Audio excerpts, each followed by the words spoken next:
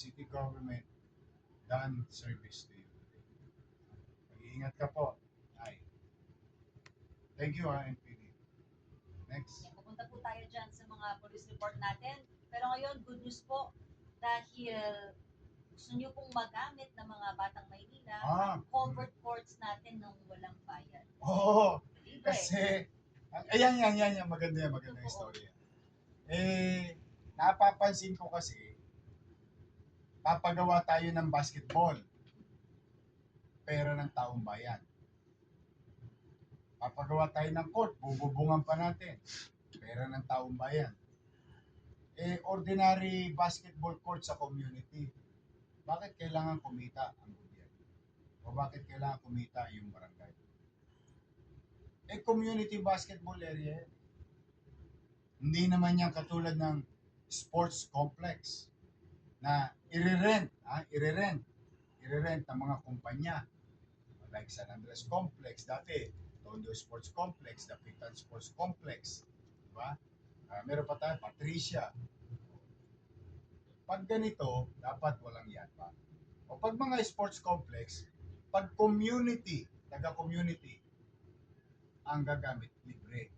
Pero pag gagamitin ng korporasyon, dahil magliliga sila, dapat magbayad sila.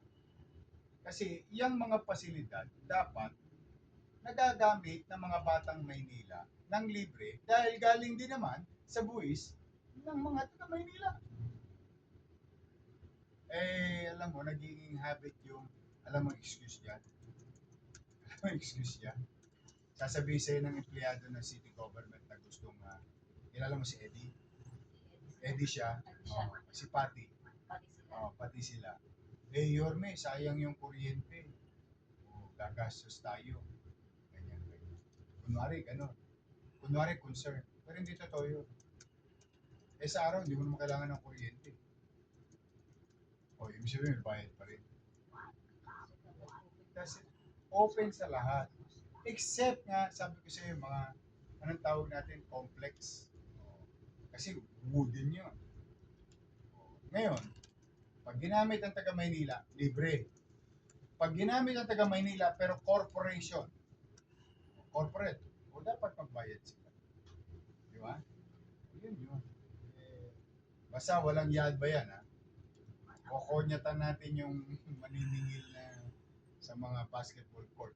Pati yung swimming pool, salamat kay Dr. Pio Morabe. Inaayos na. Nila Dale Evangelista, Director Dale Evangelista. Inaayos na.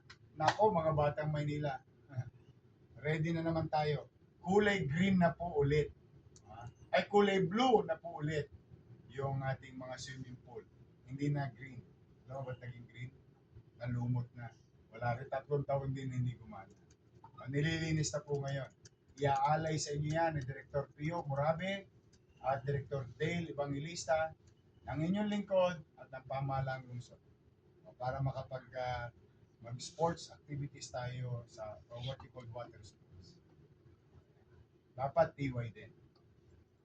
Kasi marami tayong mga swimming facility. Ito nga po, Yorme, sabi ni Jeffrey Hamyas, Yorme, dapat linawin mo din na hindi lang basketball court yan. Oo, multi-sports yan. For example, halimbawa lang, volleyball. Bigla sila naglagay ng, anong tawag yan, yung, ano yung ping pong, ano yung may parang, badminton. Pwede naman. It's a sports facility and multi-purpose. Bigla silang merong gatherings, events, di ba? Hindi katulad ng halimbawa, yung isang tennis court doon sa District 2. Tennis court yun, tennis court. Pinagawa ng congressman. Pero hindi pinagamit sa sa taong bayan. Ginamit sa kampanya. Sinarado. Sa buong kampanya. Kawawa naman yung mga tayo. Kaya in-orderan ko na ipagamit niya sa taong bayan. Hopefully. Pero bibisitahin ko. Hindi yan pag-aari ng congressman. Pag-aari yan ng taong bayan. Pag-aari yan ng lahat. Ngayon, tayo lang ang namamahala. Administrador. May nagsusumbong nga po. Ayan Sabi na. ni Lorna Lynn Hernandez, sus, barangay 419, may bayad, overcourt. Barangay 419. Basta pag-aari ng pamahalaan, pag-aari ng lahat. Yan ba? Ang may bayad lang, sabi ko, ulitin ko, corporate events in our sports complex. Yan. Yan ha. Okay, yun na naman yun. Ayan na natin, kaysa naman nasa labas. Anyway, itatama natin yung mga pagkukulang ng pamahalang lungsod sa Isang buwan ka pa lang, Yorme, eh. Parang dami ng mga nagagawa mo. ang dami nga ayusin. Kasi dati, okay na yan eh. Settled na yung mga rules eh. Natutuwa na yung mga taga-Maynila. Napapakinabangan ng mga taga-Maynila. Kasi tutuloy na lang. At bida tasit may babalik ko po sa marami pang adjustment. Yorme, usapan naman po tayo ng kalikasan. Ito pong Vitas Pumping Station. Vitas. Vitas, na proyekto po ng DNR para sa ating mga Manilenyo. Maraming salamat DNR. Tapos maraming salamat DPS. City. DNR, DPS. Yung mga basura, yung trash catcher, natutuwa ko hindi na pumunta sa yan, hindi na papunta ng ano yan, Manila Bay. Yan naman mga taga DNR yung sa kanan, taga DPS yung nasa Wakali. Sinilip ko kanina. Tapos, yung tinutuntungan ko Mocha, proyekto ng DNR na STP, pero nasa barko, nasa barge. Iduduktong yan, doon sa tinuro ko kanina, na pipe, para paglabas yung maraming tubig, ng Vitas, ng Velasquez, ng Deca Homes, at lahat ng community ron, papuntang ilog, dadamo na sa STP, malinis, saka ibabato sa bahagi. Ayan mga taga-DNR. Dito sa Wakali kanina, DPS. Tulong-tulong lang. Tingnan po ninyo, kahit naman mo ako'y nalulugod, sana po'y nalulugod din kayo. Dahil yung nasa kabilang parte, siguro mga less than 1 kilometer, ang layo namin dyan, Manila Bay na. Ayan tuloy-tuloy lang. Ang basura niyo. Opo, but Punta. nakipag-courtesy, nag-courtesy meeting din po kayo, di po ba, ng ating MMDA chairman? Yes. At sumama din po kayo sa kanya sa Ross Boulevard sa pagbubukas itong bagong trash traps at flood. Kasi iniiwasan namin, ayon sa pag-aaral ng MMDA, na nahihirapan yung volume ng tubig doon sa ginawang STP. Perfect yung STP. Perfect siya. That's the best solution for Manila Bay wastewater doon itapon. Malinis na dahil dumasa. Yan yung pinagawa ni Pangulong Duterte noong panahon ni General Simato, okay, or STP. That is the solution under the Mandamus requirement. Perfect siya, I guarantee you. Maganda. Kaya lamang, siyempre nagbago na panahon. Kulang na. So ang tamang solusyon, magdagdag. Para yung tubig sa Top Avenue, sa Calao, Ermita, Malate, mabawasan. Dahil lalakas yung pumping and cleaning of water. Ang problema yun pa rin. Kung paano natapos yun, yun pa rin. Kaya kailangan pansamantala. Yan Ngayon, kinuha naman natin yung basura. Paglabas niya, meron naman doon trash catch, catcher. trash traps. Ayun. Ano yan, trash? Traps. Ayun. At Trap. nahirapan Parang ako. mouse trap. Ayun. Trash trap. Ayun. Basta yun, nahuhuli yung mga basura. Ito yung naman, in fairness naman. Pipilitin natin. In fact, nagkaroon ng, ewan ko, I don't want to be ahead of me, of myself. Ayun nga, binabantay ako kanina eh. Walang bahagi sa area na yun kung saan Makati. So baka nagiging ito. Pero ang talagang solusyon, balik tayo sa ST. Dagdagan natin yung ST para yung load na kinocure na water ay lumaki. Ngayon kasi mas marami yung wastewater kaysa sa paglilinis ng tubig through that machine. Yan ang solusyon. Permanent solution. Ayan si Chairman Andes. Thank you very much Chairman Andes. Salamat po, MMDA Chairman Artes. Hmm. Kanina po, Yorme, naganap po yung mega job fair dyan sa Robinsons Ermita. At sa mga hindi po nakapunta kanina, maaari po pa rin silang magpadala ng kanilang mga requirements para makahanap ng trabaho dito po sa City Hall, sa third floor, sa PESO or Public Employment Service Office. Announcement. Kay Hero, 471. Ang naganap ng trabaho sa ating Luzon, nakahanap ng trabaho. Galing naman. Meron ako nakita mga post eh. Ano yun? On the spot? Hired on the spot. Hired on the hiring. spot. Requirements na lang po sila. Oh, that's good. That's good. I'm happy, no? Okay. Director Hero, thank you very much. Para sa kaalaman mo ka, basta ako, believer ako ng MBN. Our policies and directions and programs of governance in the next 10 years natin. May awa ang Diyos. So, ginawa ng Diyos at ang taong bayan. Tayo manatili sa loob ng 10 taon. Ang direksyon natin, MBN. Minimum basic needs. Housing, education, healthcare, and jobs. So, Hero, thank you very much. Mabasa ka ng ulan.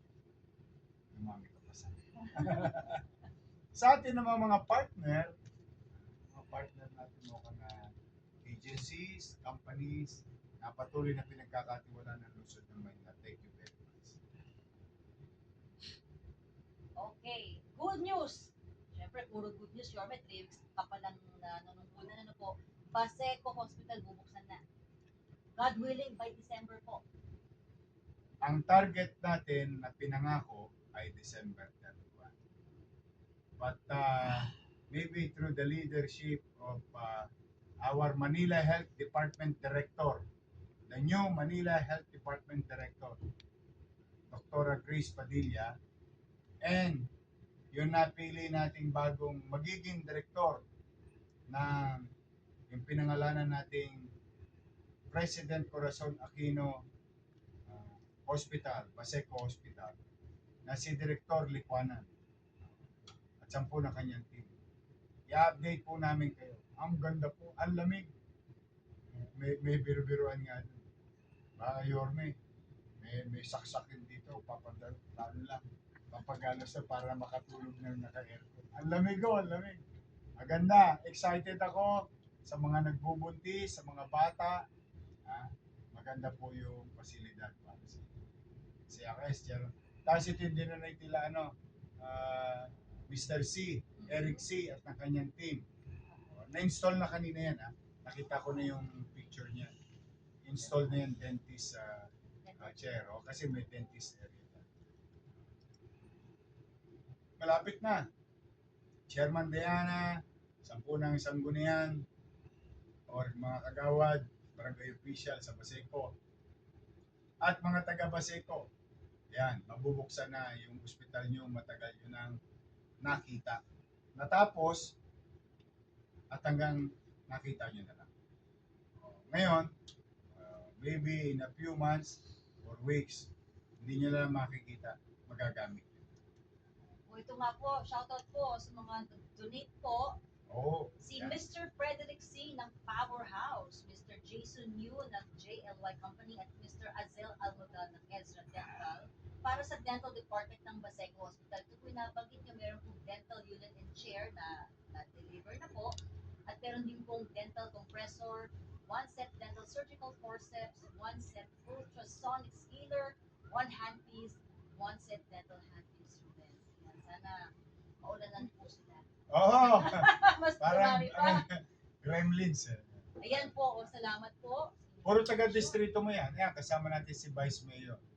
Alam mo puro taga-district 3 yan sa inyo? Opo. Oo, yung mga yan. Oo. At may plano nga po sila, Yorme, yung ating dental health department, na mag-dental mission, libreng postiso.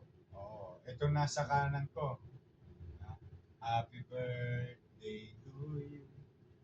Happy birthday, Eric C.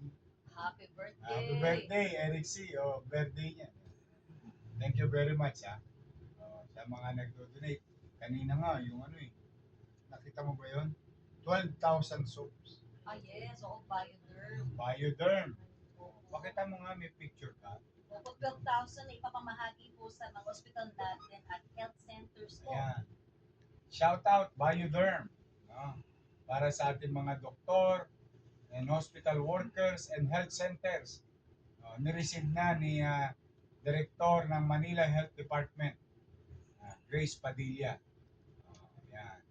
Pati sa, pwede natin pamigay yan sa ating mga senior sa ating mga pasilidad. Shoutout na rin po natin yung nagbigay ng 10,000 dental hygiene kits, 1 box of Colgate gift packs, Colgate Palmolive Philippines sa tulong ni Dr. Joan Carbonell, head Yes. ng Manila Health Department at dental sections po for Manila Health Department. Oo. At shout out din sa kamag-anak, mga kaibigan ni dating Congressman Joey Hison. Meron tayong mga OFW at immigrant na nagbigay ng imbis na balak sana nila dapat sumalangit ang mga kaluluwa. Wala na kasi si Congressman Hison, no? Balak nila i-celebrate yung birthday ni Congressman Hison. Ginawa nila, minabuti nila, yung gagastusin nila sa celebration, pinagsama-sama. Tapos bumili sila ng mga, ayan. Ito Yan. po. Ayan Si si Councilor JB, Attorney JB. Opo, pinabili po Pinadala. ng mga emergency room supplies. Yan. Ayan, yan sila. Shoutout Thank po kina Teresita Hizon Waters at Auring Hizon Mababang Loob, mga OFWs po natin. Oo. Na nag-donate po. Yan. At kung gusto mo pa mga donation, marami na donation. Alam mo ba, Mocha, na yung ating mga sa LRT na luma ng pintura, libagin ng pintura, May Rizal, nag-umpisa na. So, piniturahan na. dahil sa voice. Uy, Ayan, pinuturahan na yung ating mga yung poste. yung plant box, walang tosgas. Yun, bigay sa atin yan ng Boysen. Ayan! Ito po. Yan. May Rizal Abag ang Arpapa. Yan. Aba, kumano. Yan. Nakita mo yung difference? Dating mga po yan, malika po, Nung libagin na. pag-mayor ako, nung una, pinitura ko lahat yan green. Tapos yellow sa baba, para pag sa gabi, illumination. Tapos puti. Tapos inilawan natin yan, Mocha. Tayo lang ang may ilaw yata simula Arpapa hanggang Vito Cruz. O tapos, meron pa yan, Mocha, yung tawag dito, yung sa gilid, no? Na inilawan din natin. Plus yung pintura ng boys. Nakita mo yung difference. Ayan po, mga Batang Maynila. Ano nangyari? Yan. Mga Batang Maynila, mga nanay tatay ko, ayan walang tosgas. Laway-laway lang. Marami ako nauusog eh. Maraming Dumadami na salamat. sila. Boysen. Salamat, Boysen. Ayan, maraming salamat. Ngayon, pipinturahan niyang buong buo. Para umaliwalas man. Sana naman po hindi mabandalize yan Sana naman. Sana naman. para sa atin naman. Pagka binandalize niya, madulas ho dyan. Maraming nauuntog dyan. Minsan, pag nadulas ka, mauuntog ka. Hindi, kasi sayang naman. Pangalagaan natin yung ating kapaligiran. Marami na nagmamalasakit na tao, mga kumpanya. Hindi naman nila obligasyon yan. Pero Donasyon, ano po? kinukusa nilang tumulong sa atin para maging maaliwala sa puso. Pero make sure hindi every 3 years. Pipilitin natin na maging regular na maging maaliwala. Yun po. Maraming salamat Boysen. Voices. Balita Okay. ko nga, hindi busy. At- Susunod. Charot. Malay mo. Malay nyo, diba? Ah, Yorme, para sa ating mga senior citizens, itong pinaka-aabang nila, Oy! para magbalita sa kanila. ay, maraming salamat. Natutuwa naman ako. Ipinagkatiwala na agad ng national government, ng Department of Social Welfare and Development.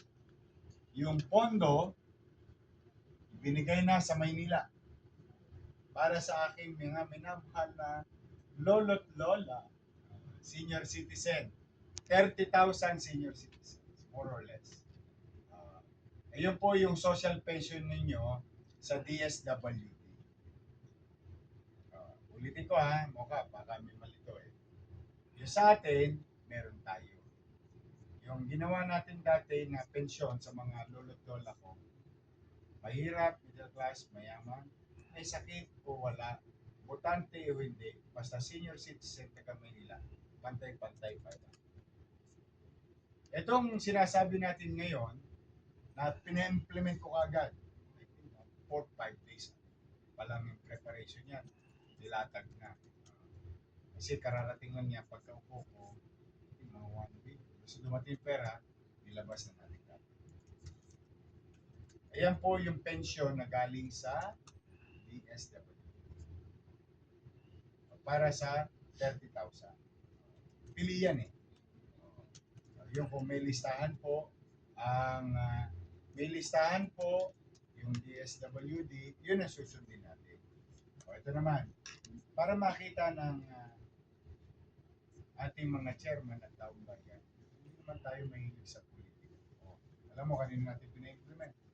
Sa mga chairman, kakampi o kalaban. Para mas mabilis. Sa totoo, pwede natin implement.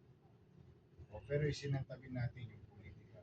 Kasi ang gusto ko, yung mga lolo't lola ko, matanggap nila ngayong araw na ito. Yung ibinigay President Bongbong Marcos through DSWD program, ibinaba sa Maynila, tangan-tangan natin, ibaba na natin kagad sa tao. Ayun. We give credit where it's due.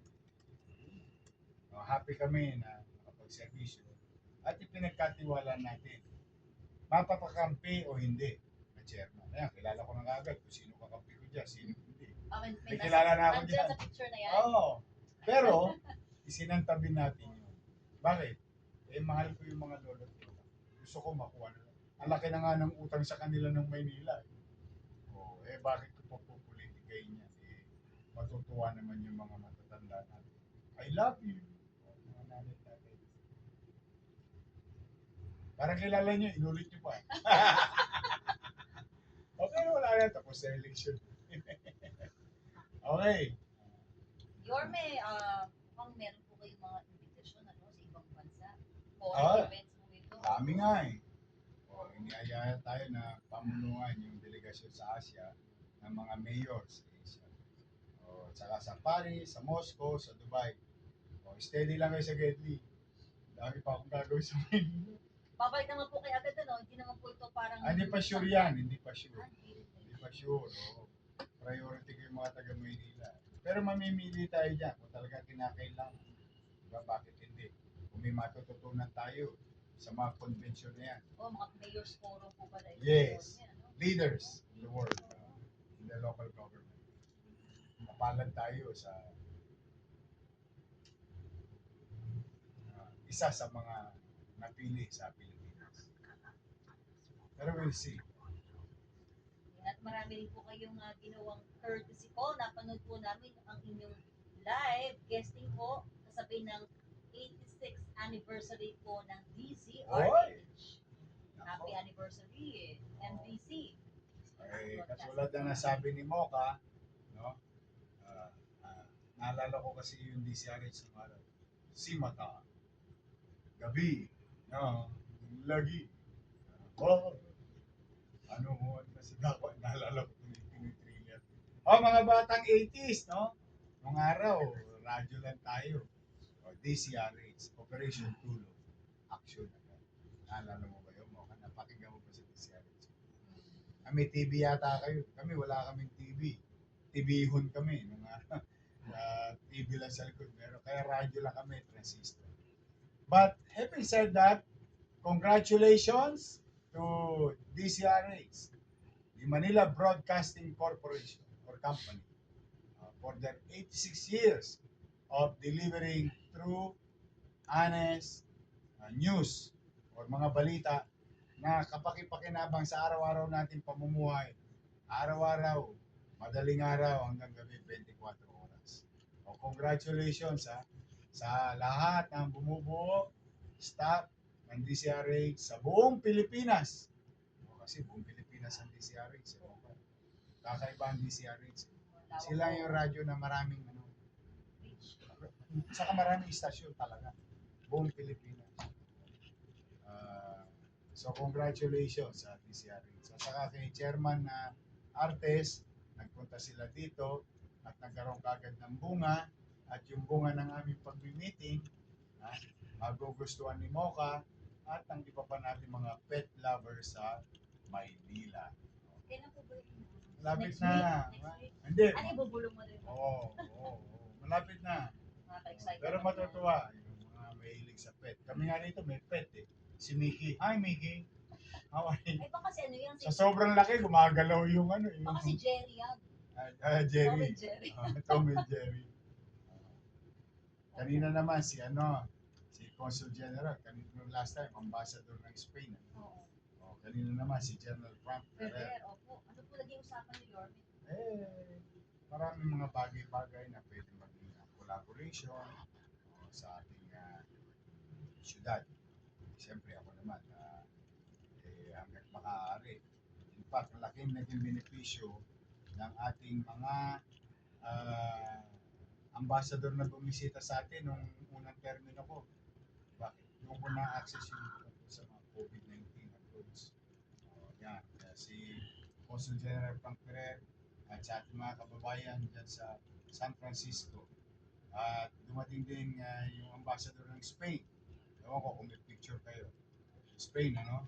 O, sino po? Hola. Ultray Delgado. Ano yun? Buenas Buenas tardes. noches. Noches na ba? Buenas noches. Oh. Good evening. Buenas malas suertes. Si Let Sarpal. Bati mo yung mami niya. Ay, Spanish yun.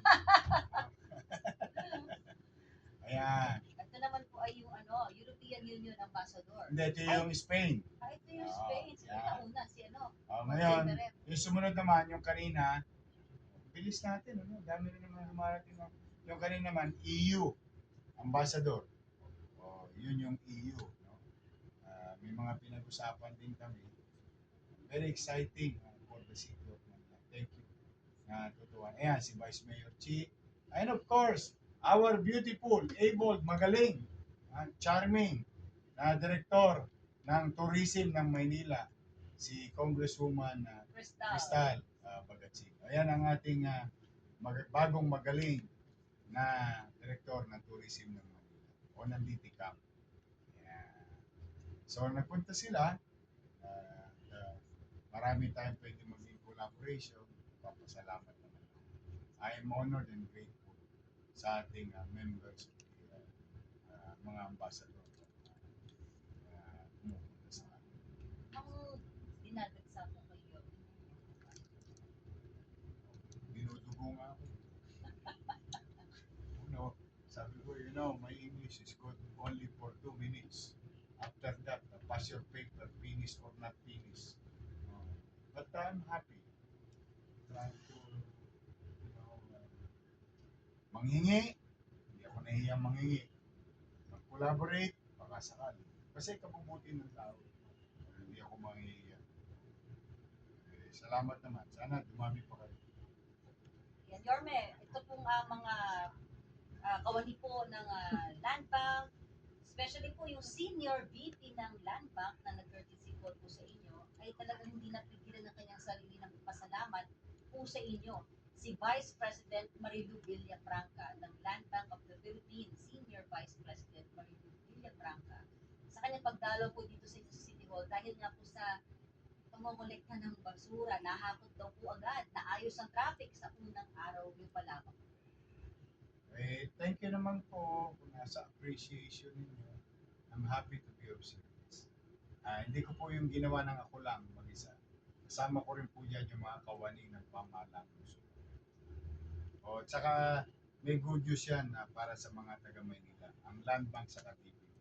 May good news yan. Napakalaking ginhawa para sa kaban ng bayan sa darating na mga linggo. Dahil talagang ipinakikiusap ko. Pati sa GSIS. Kasi alam mo sa GSIS, naawa ko sa mga empleyado natin. 30 years, 40 years, 25 years. Servisyo. Nagbayad naman sa GSIS. Pero hindi nirimit ng gobyerno ng Maynila. 325 million. Kaya nakapag-usap ako kay General Manager Veloso at sa na kanyang mga opisyalis. Kasama ko si City Treasurer, OIC, Attorney Paul Vega, and of course, si Secretary Cesar Chavez. Naku, makakakuha tayo ng malaking diskwento at ma-update at hindi na mangangamba. Sana, cross finger. Nagawa ko na rin naman dati yun. Nabayaran ko yung utang ng GSIS. Kapag-retire na maayos at naging pensionado yung mga kasama natin. Ngayon, may ulit na problema. Konti lang naman. 325 million lang. Kaya problema dyan mo ka, hindi taxpayers money. Hindi yan pera ng taong bayan. Pera yan ng empleyado. Pinagtrabahuan niya na, i-remit na lang ng employer, which is City of Manila, hindi pa nila. Kaya nakikiusap ako kay sa GSIS, Commissioner, kay General Manager, at members ng board na kung pwede masiyasat ko sila. Dahil kung hindi, kawawa yung mga nagpe-pension na retirado galing sa Luzon. Kawawa. Sabi ko nga, yan, kwento ko. Nagkagaling-galingan tayo. Lahat ng picture at pangalan natin mga politiko. Dinidisplay natin sa mga project. Lalo na yung mga congressman. Mas malaki pa yung pangalan nila kaysa sa building. Tapos hindi naman tayo magiging magmamalasakit sa kasamaan natin naglilingkod sa tao ba. Kaya sa mga empleyado ng Maynila, abangan nyo lang. Ibabalita ko rin sa inyo pag may update na doon sa meeting natin with GSIS. Tapos yung Land Bank, yung Veterans Bank, biglang naging credible na naman. Happy naman ako. Pero ang hinihingi ko ngayon, puro diskwento. Para sa iyo, as taxpayer, para sa mga taga Maynila, para sa ating mga customers. Para makatipid-tipid ng konti. Yorme, nalalapit na po ang bar exams ngayong Setyembre. Yes. Pag-usap po kayo, bar exams, National Chairperson, Associate Justice Ami Lazaro Javier at Associate Justice Joseph Lopez para po matiyang ang butas na maayos po na bar exams po. Yes. Kasi lagi tayong host niyan. We assured the Supreme Court that the City of Manila will have para sa eksaminasyon ng ating mga future lawyers. We will have the way it was before. Binahagi niyo rin po, Yorme, yung sitwasyon ng mga korte natin sa Manila City Hall at yung pagtatayo po ng Manila Hall of Justice. Oo, napag-usapan namin yan. Hindi, ito maganda. Napag-usapan mo yung mga korte sa city.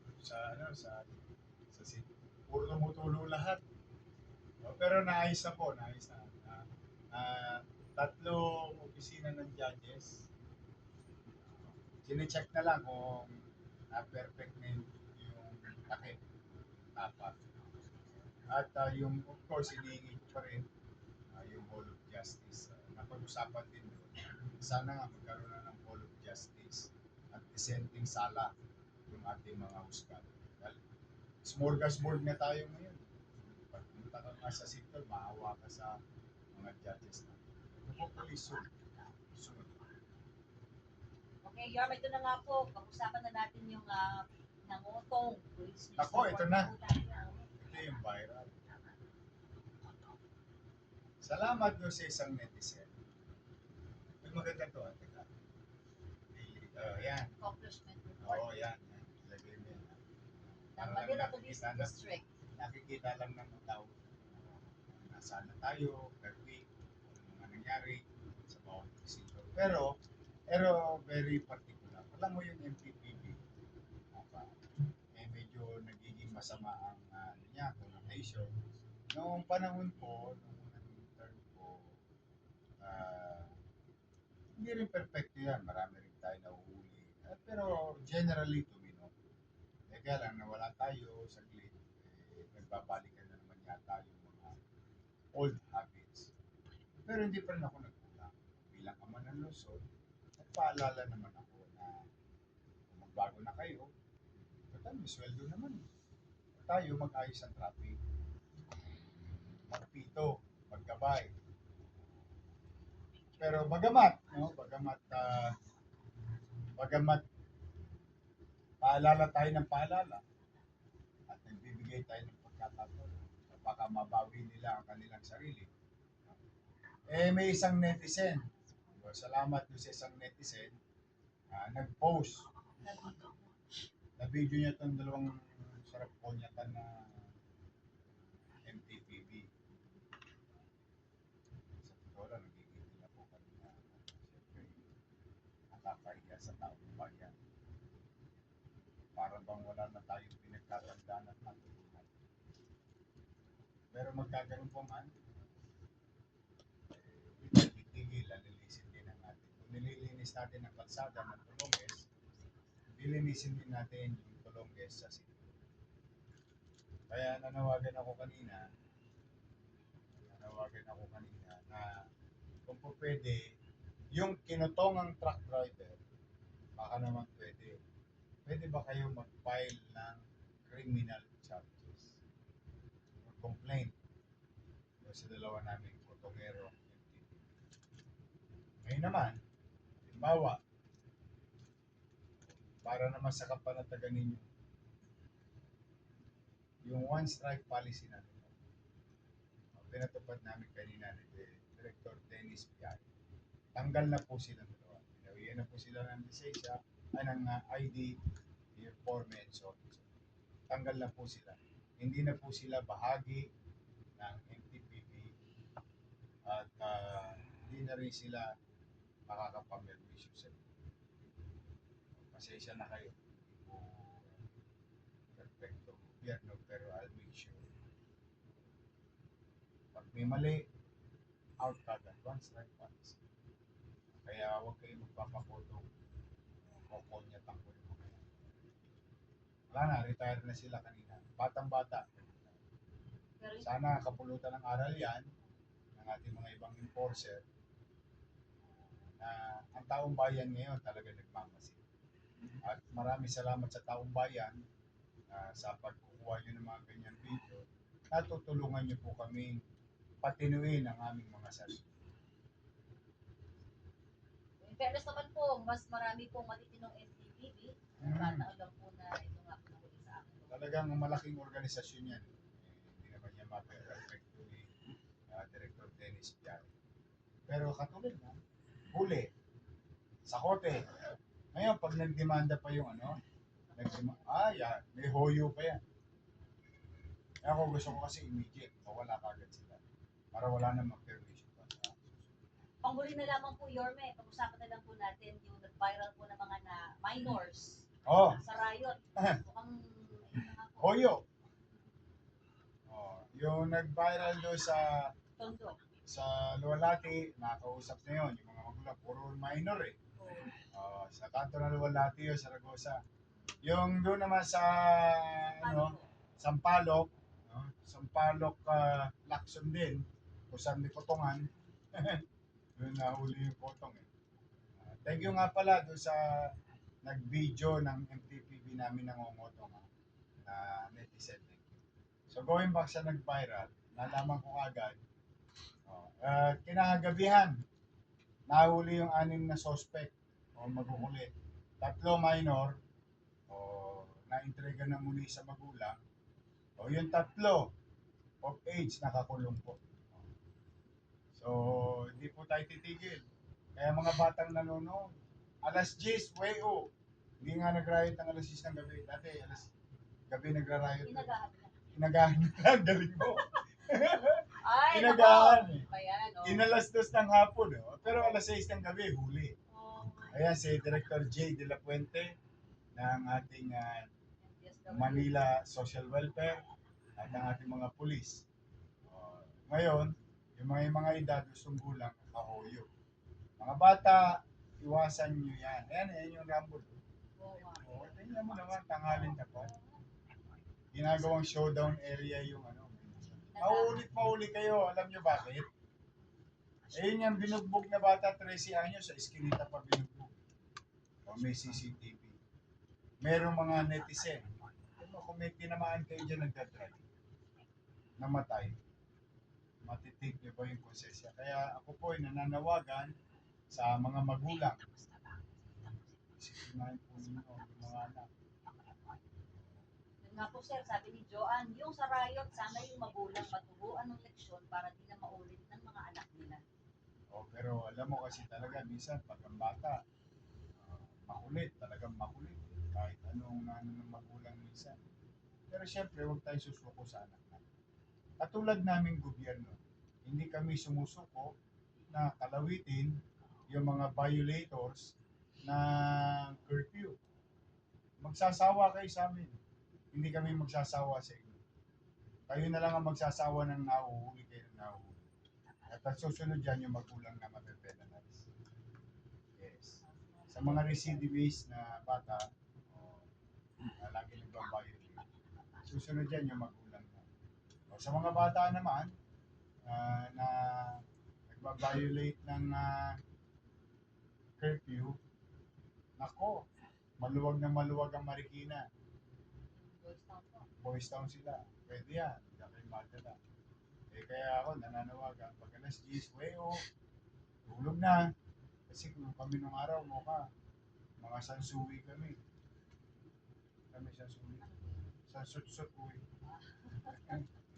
Psst, uwi kagad. Tiklop lamesa. O yan, mga liligtas nating minor de edad sa ating gabi. Hindi tayo titigil at ang Manila Social Welfare. Tuloy-tuloy lang tayo Mocha. Mahabang laban to. Kasi ang binabago natin dito, Mocha, mindset, habit. Let's change the bad habit to good habit. Change the bad mindset to good mindset. Takes time. Ano ginawa ng Diyos? Kayanin natin to physically, but we will not stop. Sabi nga nila Yorme, salamat po at yan, kamay na bakal sa ating Aristotle del Rosario. Yorme, idol, God bless, good work. Thank you. Good work din sa ating team. Manila Social Welfare Director, J. De La Puente at 10 na kanyang mga kasama. General Arnie Abad, to the men and women of Manila Police District.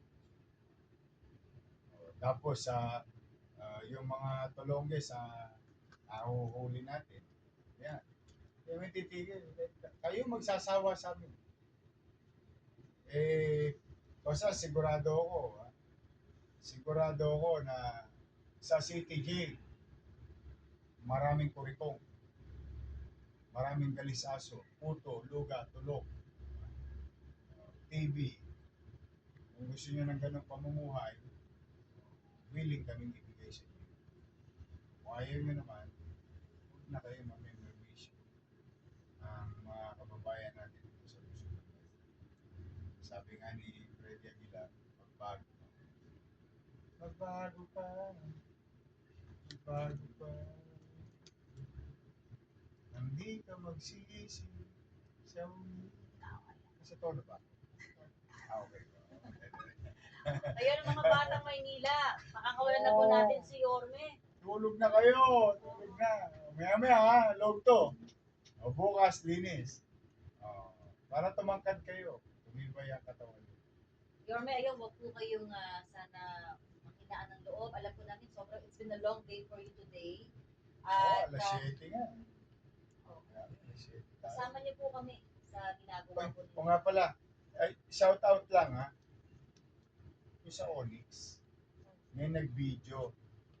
In fairness, netizen. Ang galing ng netizen ngayon. Sa totoo lang, ang galing ng netizen. Natutuwa ako sa inyo ha, pinagkakatiwalaan nyo kami. Pero baka marami sa inyo nagre-report. Hindi ibig sabihin hindi namin nababasa or baka hindi pa namin nabasa. Pero marami na kami nababasa. In fact, in-action lang namin. Nakakatuwa lang dun yung sa netizen. Nagda-drive siya. Papuntang Onyx. Nakita ko eh. Tambak ang basura. Ito na to, time na natin to ha. Time na natin. Hindi to basta basura.